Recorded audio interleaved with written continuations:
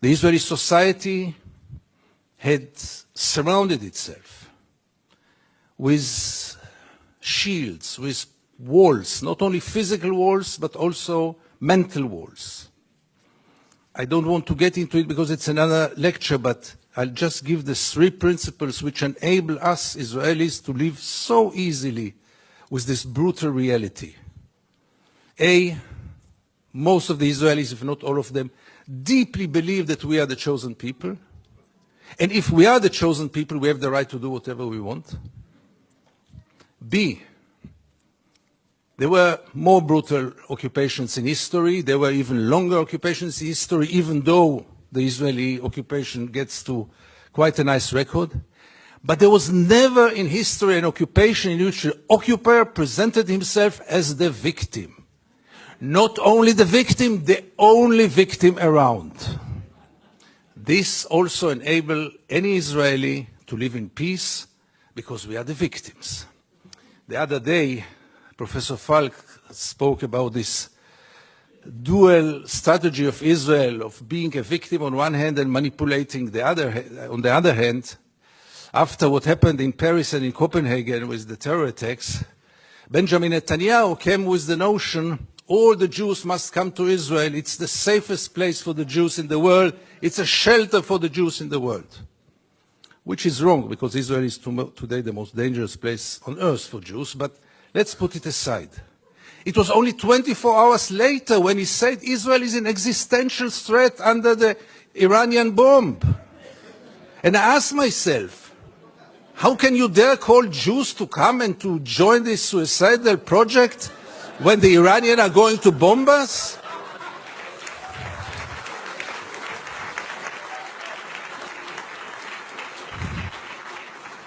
But in Israel, everything goes, and both declarations were accepted as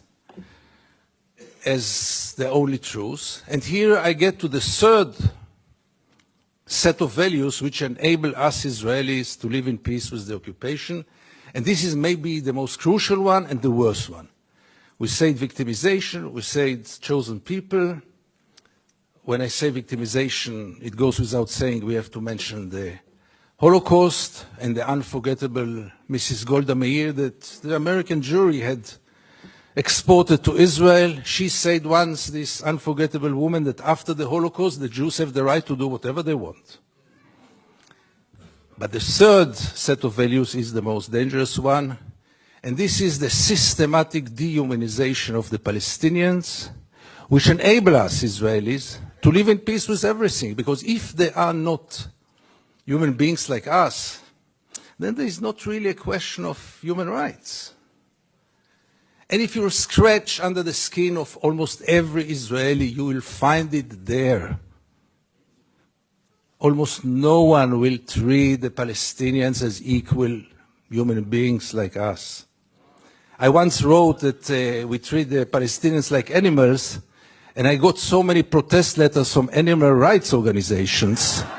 Rightly so. But by the end of the day, how many Israelis did ever try for a moment to put themselves in the place of the Palestinians for a moment, for one day? And I want to give you 2 examples which will demonstrate it. Many years ago, I interviewed then candidate for Prime Minister Ehud Barak. And I asked him a question which I try to ask in any occasion. Mr. Barak, what would have happened if you would have been born Palestinian? And Barak gave me then the only honest answer he could give me. He said I would have joined a terror organization. What else would have he done? Would he become a poet? He doesn't know to write poems. Would he become a pianist? He's quite a bad pianist, and I doubt if he would have become a collaborator, because he is a fighter. And it became a scandal, because how can you dare to put Ehud Barak to think what would have happened if he would have become a Palestinian? And the second incident, briefly, Second Intifada, the city of Jenin, the most closed city in the West Bank, real total siege. I go out from Jenin, I come to the checkpoint, a Palestinian ambulance is parking there with the red lights. I stand after him. No cars can get out of Jenin in those days. No cars can get in. And I wait. The soldiers are playing backgammon in the tent. Usually I know myself. It's better that I don't get into a confrontation with the soldiers because it always ends up very badly. So I stayed in the car. But after 40 minutes I couldn't take it. And I went out to the car. From the car, I went first to the Palestinian ambulance driver and I asked him, what's going on? He told me that's the routine. They let me wait 1 hour until they come and check the ambulance. And I couldn't take it anymore. And I went to the soldiers. It became a confrontation. But the question that I asked them, which really brought them to direct their weapons toward me, was one. What would have happened if your father would have been lying in this ambulance? This freaked them out. They lost control. How can I dare to compare between their father and the Palestinian in the ambulance?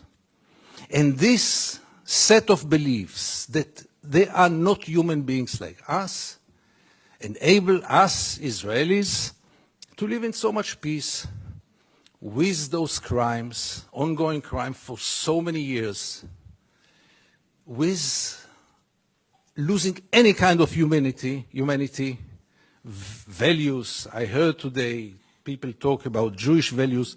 I must be frank with you, I don't know what are Jewish values. I know what are universal values. Let's not get into it, really.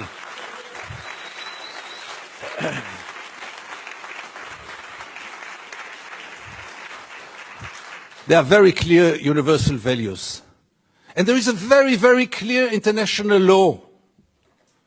But for most of the Israelis, international law is very important. But not for Israel. Israel is a special case. Why is it a special case? And again, you get with all those set of values, with this living in denial. And here I want to get back to the topic of our panel. Is it good for Israel? No, it's very corrupting. Because as long as the United States enable Israel to continue, obviously the Palestinians are the first and direct, unbelievable victim of it. But by the end of the day, what will Israel be after all those years? What is it already today? Where does it direct to? And things are getting worse and worse. And therefore I have so little hope about change from within the Israeli society. Because things, as you might know, are going more and more to the nationalistic, militaristic, religious direction, with very little hope that change will come from within. Why would Israelis go for a change? What incentive? Why would they bother? Life is so good. You should have seen Israel in the days when Gaza was bombed, when the beaches were crowded, the helicopters were passing on their way to bomb Gaza. The Israeli TV hardly showed photos from there. Newspapers hardly wrote anything. I wrote one article about the responsibility of the pilots, and I needed to use bodyguards to get out of my home after this. The problem was, by the way, that the bodyguards were settlers, and they argued with me all day long until I saw that I'm much more secure without the bodyguards rather than with them. But the last war in Gaza, and this will be my final remarks, the last war in Gaza taught us also that Israel, which has 3 regimes today, maybe the only country, the only state in the world with 3 regimes, one for the Jews, one for the Arab citizens, and an apartheid regime in the West Bank and Gaza, one of the most brutal and cruel tyrannies in the world. But even for the facade, even for this democracy, which I always thought is a democracy for its Jewish citizens, I realized last summer that it is a democracy for its Jewish citizens, but only if they think like the majority. And therefore, and by this I want to conclude, I want to tell you all that few of us, very few, much too few, but few of us are looking to the West, Europe, and then United States, with a great hope because we lost hope in Israel. Thank you very much.